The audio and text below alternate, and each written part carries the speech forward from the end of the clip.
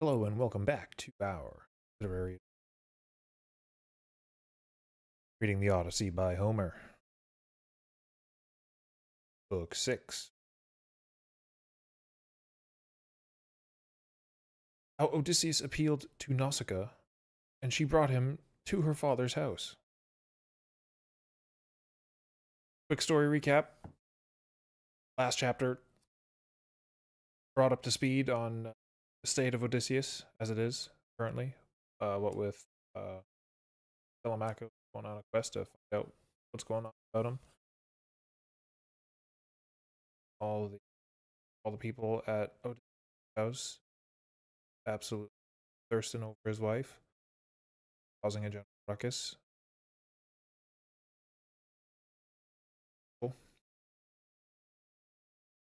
Athena, goddess, who is just transforming into everyone to suit her needs.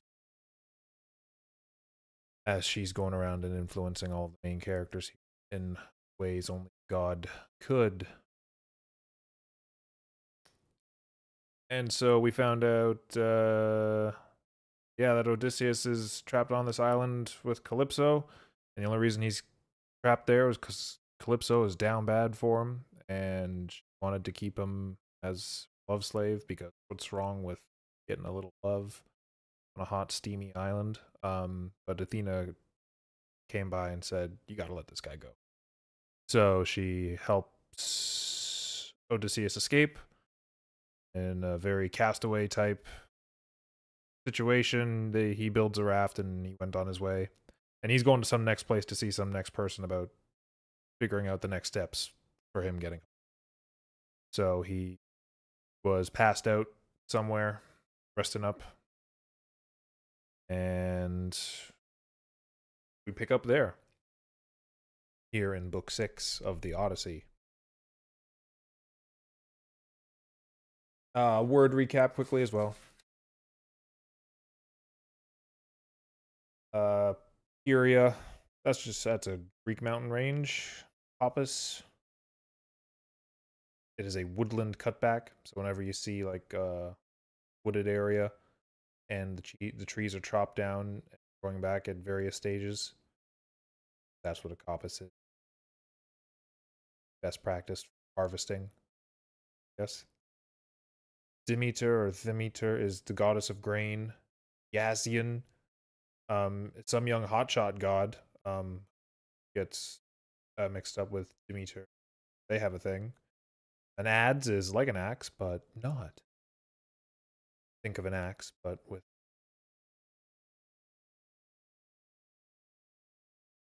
Pleiades is an open star cluster. Stars. When a group of stars are born from a very large gaseous dust cloud in space. Ignominious means deserving or causing public shame. Eucothia is some other next goddess. And Agai, I think.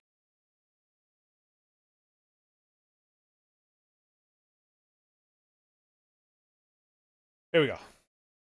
Book 6. How Odysseus appeared. And she brought him to her father's house. So there lay he in his thicket, worn out and heavy with sleep. But Athena made her way. The Phaeacian town. Formerly, this people had lived on the plains of Hyperia, near the savage Cyclopes, who did them great damage, stronger than them. Afterwards, they migrated, led by their great king, Nausitus. Nausitus. Nausitus. Nausitus. Nausitus.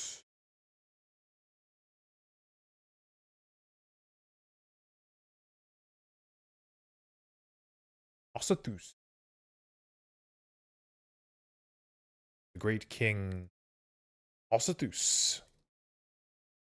And he settled them in Scyria, far from the world of men who earn their bread in the sweat of their brows. Nausitus ran a wall round the city, built houses, and made temples for the gods, and divided the fields among the people. But by this time he had yielded to fate and gone to Hades, The king was now Alcinous, a man full of inspired wisdom. Alcinous. Alcinous, a man full of inspired wisdom. The house of Alcinous Athena made her way, her gray eyes glinting as she planned the homecoming of Odysseus. She entered a splendid chamber where the king's daughter lay asleep. This was Nausicaa, a girl tall and divinely beautiful. And in the same room were two attendants, graceful girls, one beside each doorpost. The gleaming doors were shut. Like a breath of wind, Athena passed the girl's bed, and stooping over her head spoke to her. She had made herself look like the daughter of that famous seaman Dymas. You see, this Athena is just spamming that transform ability. A girl of her own age and a particular friend. In this shape, Athena spoke. Why are you so lazy, Nausicaa, and with such a mother as you have? There is all the fine linen lying soiled, and it is high time for you to marry. You will want a nice frock then for yourself, and the same for your wedding company. That is the kind of thing which gives a girl a good name in the world, and pleases her father and mother. Let us go out and wash the linen as soon as day dawns. I will lend you a hand myself, that you may get it done quickly, for you will not remain a maiden long.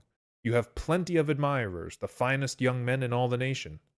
Get up and persuade your good father as soon as the morning dawns to get ready the mules, and a wagon to carry sashes and robes and sheets all glossy and shining. Better for yourself to drive rather than walk, for the washing tanks are a good way off from the town.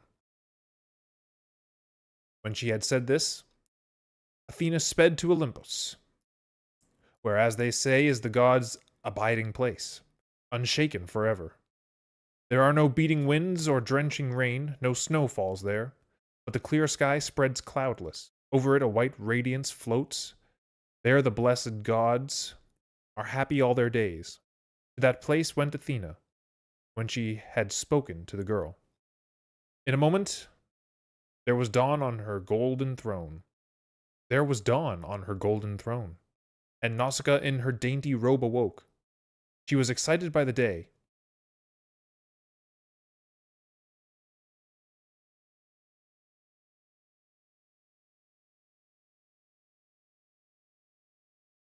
She was excited by the dream, and went straight through the house to tell her mother and father. She found them indoors. Her mother sat by the hearth with her attendant women, twisting the purple yarn. Her father she met just going out to attend a council of the chief princes, to which he had been summoned. She came close to him and said, Daddy dear, couldn't you let me have a good big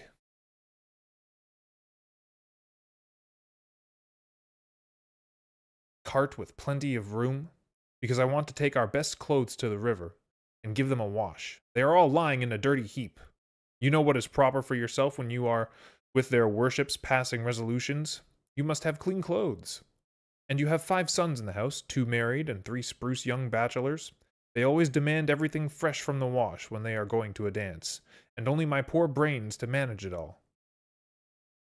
This is what she said, for she was too shy to mention her happy dreams in her father's presence, but he saw through it, and answered at once. Take the mules and welcome, my child, and anything else you want. Go ahead, the servants shall get you ready a good big cart with plenty of room, and a tilt over the top. Then he called to the servants and gave his orders. They got ready the mule cart outside and fitted it upon a fine set of wheels, and brought up the mules and yoked them in. And a housemaid brought a handsome cloak from her chamber and laid it in the cart. Her mother packed a hamper full of eatables, everything the heart could desire and plenty of it, not forgetting the meat, and a goatskin full of wine. Then the young girl got into the cart, and her mother handed her a golden flask of olive oil to use after the bath with her attendant women. Then the girl picked up the whip and reins, shining with polish, and whipped up the team. The mules went rattling along and did not shirk the pull. So on went load and lady together, but not alone, for the maids were trotting by her side. In due time they reached a noble river.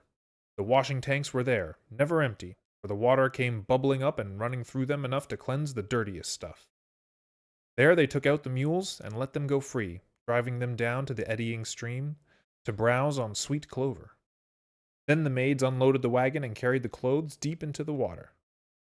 Into the deep water, where they trod them out in the pits, all racing for first done. And when the washing was over, and all was spotless, they flew in a long string to the seashore, choosing a place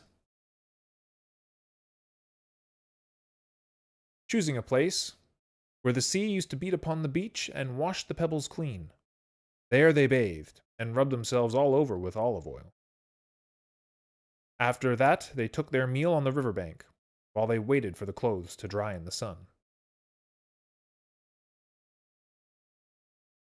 When they had all had enough, both maids and mistress, they threw off their veils and began playing at ball, and Nausicaa led the singing. With her white arms flashing in the sunlight as she threw the ball, she looked like Artemis. When bow in hand, she comes down from the mountains, over lofty Taygetus, or Ermanthus. Taygetos. Erymanthos. Led the singing, with her white arms flashing in the sunlight as she threw the ball. She looked like Artemis. When bow in hand she comes down from the mountains over lofty Taygetus, or Erymanthus.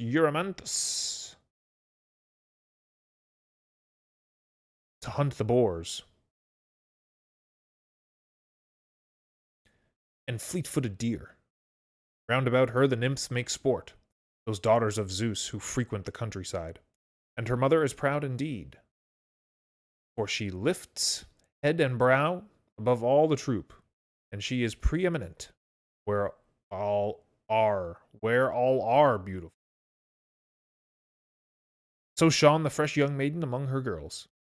But just as she was about to yoke the mules and fold up all the fine clothes and set out for home, Athena decided that Odysseus should awake and see the lovely girl, and let her take him to the city. So then the princess threw the ball to one of the maids. The ball missed the maid and fell into the eddies, and they all shouted at that. Noise wakened Odysseus, and he sat up, began to think. What next, I wonder? What sort of people live in this land? Violent, savage, lawless, or kindly men who know right from wrong? I seem to hear something like women's voices, the cry of girls. Perhaps they are nymphs. There are plenty of them on the mountains. The dells and springs and brooks are full of them. But these seem to be using human speech. Well, I'll just go and see. So saying, he crawled out of the bushes. He broke off a branch thick with leaves and held it before him in his hand to hide his naked body. He then strode along like a lion of the mountains, proud of his power, who goes on through wind and rain with eyes blazing as he pounces on cattle and sheep, or chases the wild deer. Indeed, he is ready to follow Belly's bidding, and to invade even a walled close in search of the bleaters. Odysseus felt just as desperate when he resolved to join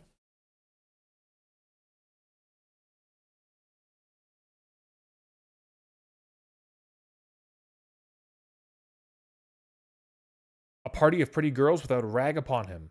But he could not help it. What a vision they saw! Something filthy and caked in sea salt which fairly terrified them. Away they scampered in all directions, to hide behind hillocks of sand. Only the young princess stood her ground, for Athena took all fear away. So she halted and stood firm, and Odysseus was uncertain what to do. Should he throw his arms round her knees and crave mercy of the lovely girl? Or should he stand where he was and ask her politely to give him some clothes, and to tell him the way to the city? When he thought over the matter, it seemed best to stand where he was and to speak politely and quietly, in case he might give offense to the girl by embracing her. He lost no time, but spoke to her in gentle and persuasive words. I kneel to thee, queen! Art thou goddess? Are you mortal? If you are a goddess, one of those who rule the broad heavens, I would liken you to Artemis, the daughter of Zeus Almighty, so tall and beautiful and fair. If you are immortal, and one of those who dwell upon earth, thrice blessed are your father and your gracious mother. Thrice blessed are your brothers, their hearts must be warm for your sake. When they see such a fresh young creature tripling over the green, but most blessed beyond all these, in his heart of hearts, is he who comes laden with bridal gifts, and take you to his home. Never in all my life have I seen such another, man or woman. I am amazed as I look upon you. In Delos once I did see something like you, a young palm spire springing up beside Apollo's altar. For I have traveled even so far, and there were many others with me on that voyage, which was to bring me so much tribulation. Even so, when I saw that sapling, my spirit was dumbfounded for a long time, for no other trees like that grow out of the earth. And so, my lady, I am amazed and dumbfounded at seeing you, and I am awestruck at the thought of touching your knees. Smooth. But I am in deep distress. Yesterday, after 20 days on the dark sea, I escaped. All that time, sea and storms had been carrying me away from the island of Ogygia. And now fate has cast me ashore here. No doubt I am to suffer more troubles here. I do not think the gods will give over yet, for they have much work off on me still. Pity me, queen. I pray, to you first I appeal, after so much misery. Not another soul do I know of all those who live in this country. Show me the way to your town. Give me a rag to cover me. Some wrapper you may have brought with you for the clothes. And may the gods give you the dearest wish of your heart, husband and home, and one heart between two. For nothing is better and more precious than when two of one heart and mind keep house together, husband and wife. That is a sight to make their friends happy and their enemies miserable. But they know it best themselves. Nausicaa stood her ground, and replied, Stranger, you do not seem like a bad man, or a foolish man. But happiness is something which Olympian Zeus above allots to men, whether good or bad, to each according to his will. Your fortune is what he has given you, and you must endure it in any case. But now that you have come to our country, you shall not lack for clothes, or anything else which it is proper that any forlorn wanderer may have for the asking. I will show you the way to town, and I will tell you what this nation is called. This is the country of the Phaeacians. I am the daughter of Prince Alcinous, their king and ruler.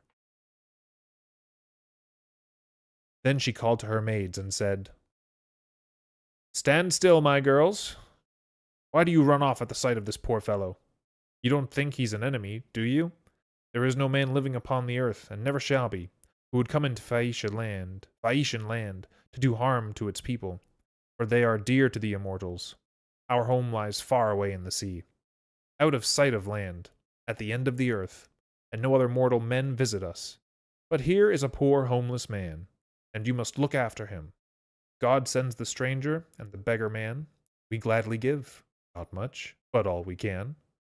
Come along, girls, give this stranger something to eat and drink, and a bath in the river, where he can find shelter from the wind. The girls stood still, calling to one another, and then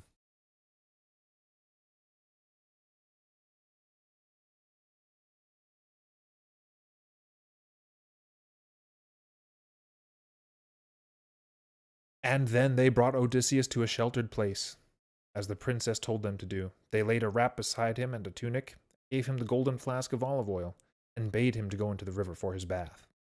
Then Odysseus said to the maids, Just stand a little way off, good maids, while I wash the salt off my shoulders by myself, and give them a rub with the oil.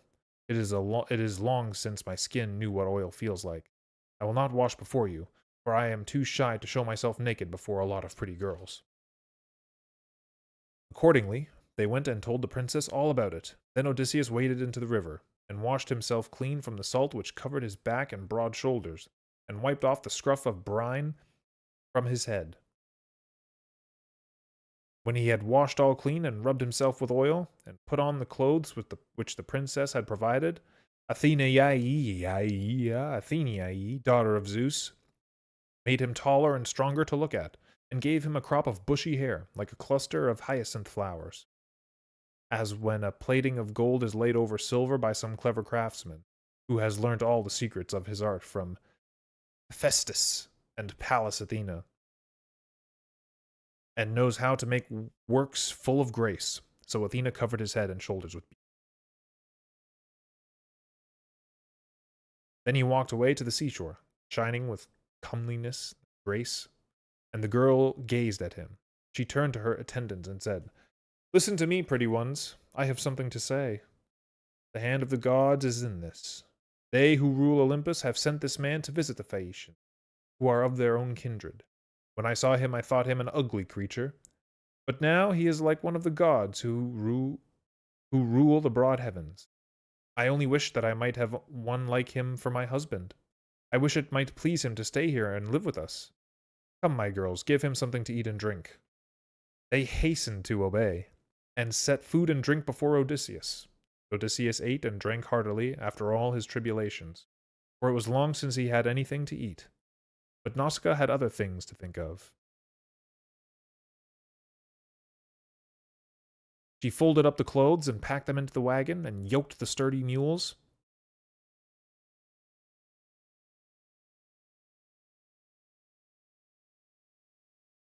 And got in herself. Then she called to Odysseus that they must be going. She said, "Now then, stranger, up with you and let us go on to the town. I will take you to my wise father's house, where I promise you shall become acquainted with all the best men of the nation. But this is what you must do. You seem to have your share of good sense. So long as we are still in the country among the farms, you must follow smartly with the maids behind the cart, and I will lead the way. But when we reach the city, which has a lofty wall round it, a fine harbor on each side, and only a narrow approach, the galleys are drawn up there along the road. Each man has a slip for his own. There is their meeting place, round about the precinct of Poseidon, and it is full of great blocks of stone bedded in the earth. There the men are busy about the tackle of their black ships, making ropes and sails, and planing down their oars. For the Phaeacians care nothing for bow and quiver, but only masts and oars, and the ships with their fine lines. These are their delight as they cross the hoary sea.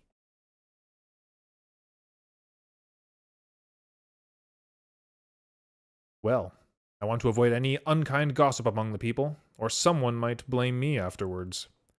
They are very high and mighty in our. Some evil-minded person might say, if he met us, "Who is this fine big stranger with Nausicaa? Where did she pick him up? Will be a husband for her, no doubt. Some wandering soul she has brought from his ship. Must be a foreigner from a distance. There is nobody near us." Perhaps she had tired out some god with her prayers, and down he comes from heaven to have her forevermore.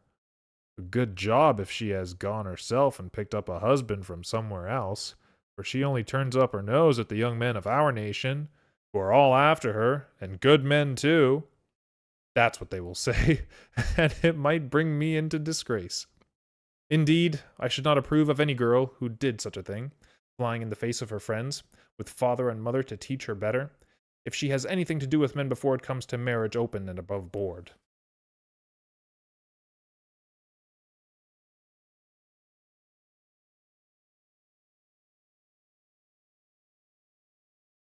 Now then, sir, be quick and understand what I say, if you wish to have escort and safe conduct from my father. You will find a fine grove of Athena close to the road, poplar trees, with a spring bubbling up inside and a meadow all round. There is my father's park, and the orchard full of fruit, as far from the city as a man's voice will carry. Sit down there, and wait long enough for us to get into the city and reach my father's mansion. When you think we have all got there, enter the city yourself and ask the way to the mansion of Prince Alcinous. It is easy to know it. A little child could lead you, for the other houses are not like the house of the royal Prince Alcinous.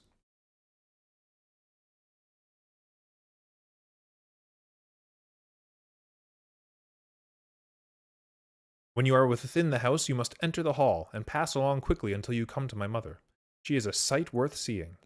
There she sits at the hearth in the firelight, twisting her purple yarn, close up to a pillar, and the serving women sit behind. My father's throne is placed near to hers, and there he sits, quaffing his wine like a god. Pass him by, and lay your hands on my mother's knees, that you may see the day of your homecoming, and be happy soon, even if you come from a long way off. If she is pleased with you, there is good hope that you will set eyes on your friends, and come to see your own fine house and your native land. When she had said this, she touched up the mules with her shining whip, and they soon left the river behind them. Quickly they trotted along, quickly their toes went weaving, but she drove just so fast that Odysseus and the maids could follow on foot. She flicked the lash with judgment.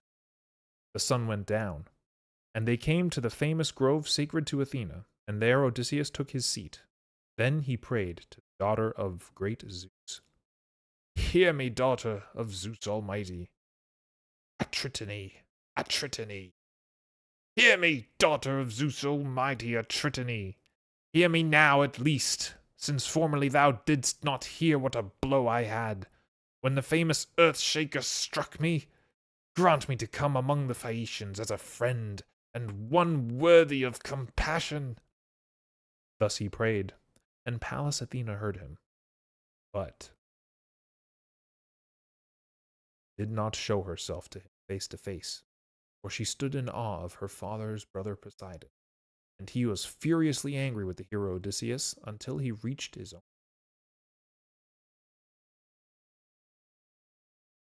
That brings us to the end of Book 6 of the Odyssey by Homer. Up next, we will have Book 7, What Happened to Odysseus in the Palace of Alcinous.